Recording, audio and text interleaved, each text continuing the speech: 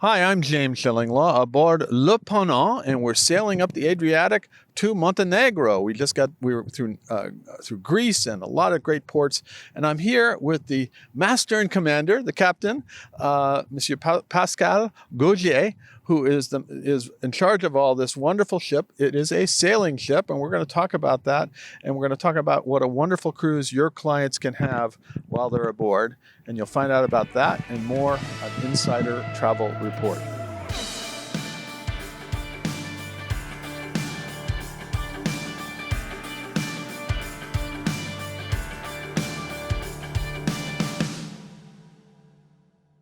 Well, Captain, thank you for taking the time to explain this wonderful ship. Now, how long have you been a captain master of this ship?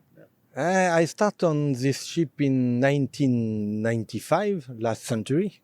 Last century, so we're all telling our age. But I stopped I was a navigation officer, and I stopped in 2000 and to go for other adventure to improve my experience. Right.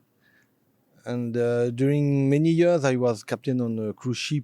Other cruise ship, and particularly a private yacht. Okay, so you were a private, yeah, but then you came back to Ponant, right? Yes, I came back Le Ponant 4 years ago because, as you know, we cannot forget our first love. Absolutely, and of course, then 2 years ago. Talk a little bit about the ship. 2 years. This ship dates from how old is this ship now total? How old? How many years? 33 years old. 32 years old. Yeah. It doesn't look a day over two.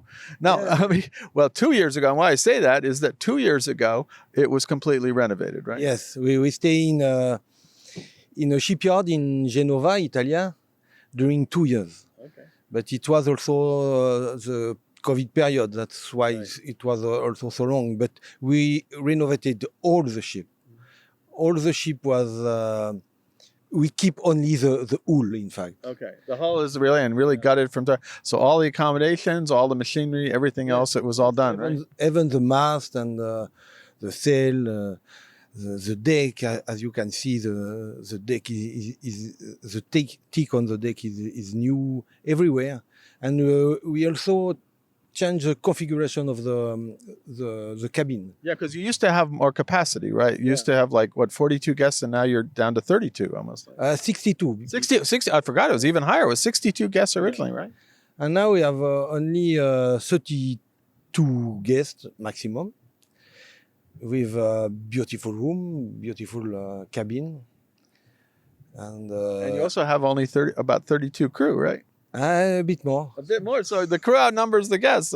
Yeah, the maximum of our guests is maximum capacity is 32 passenger, and we are permanently 34 crew member. Wow, that's a pretty good ratio.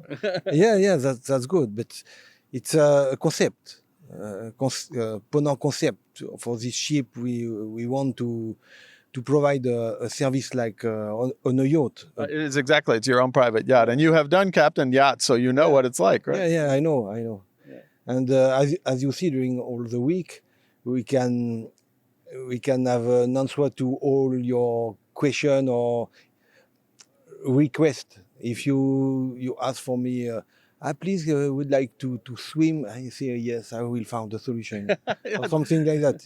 We did it the other day. We did last night you actually let us out in Zodiac so we could take tours around the ship as you put the ship under sail. Yeah. For a little bit of time, I thought you were just sailing away and we'd have to figure out our own way back, right? Yeah. But no, you came back and got us, right? Yeah. We can have some surprise like that. Yeah. This ship is so sexy, so beautiful, photogenic, and the sail like that. And when my guests are on the dinghy, outside of the ship and the sail, it's so magic taking pictures. It was absolutely magical. I took so many. I don't know. I'm gonna have my whole phone here is all full of wonderful shots of you sailing off and the sunset against the sails. It was absolutely gorgeous. Now that brings up the question, though. The propulsion for this ship really is the main propulsion. Although we're not doing it now, is sail, right? Yes. Yeah. So you use the sails almost every day, right? Almost. In fact, we make some statistic about that since we start after the refit since 2 years now. We use the sail 80% of the time. I never realized that it was that much. And then even the day we walked on, you hoisted the sails that night, and we had a little ceremony, and off we went out of Athens, right? Yes, and we use 80%, but sometimes with the engine also, because if the wind is not strong enough, we use the sail and the engine. But the sail helps us always. Oh, that's still amazing. And of course, right now we're not, because there's no wind. You were saying that you'd hope to go on a full day and we'd sail up to Montenegro, but there's no wind today. So we're going. I mean, there is wind. You go very slowly, but there is some power going on now to get us to our destination tomorrow, right? Yeah, this ship is unique. Well, I was going to ask you, what makes it so special? Yeah, it's really unique. Iconic ship, the iconic ship of the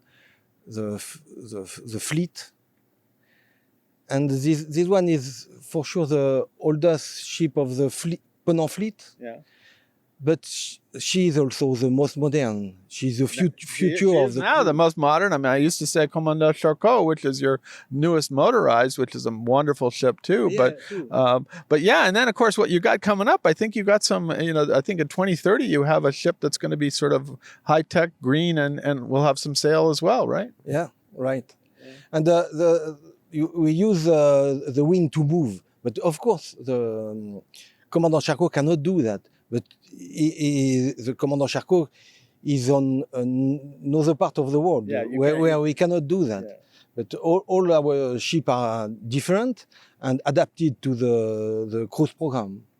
This one is adapted for between the tropic to another one, and in this area we have always wind. We use the wind. Yeah.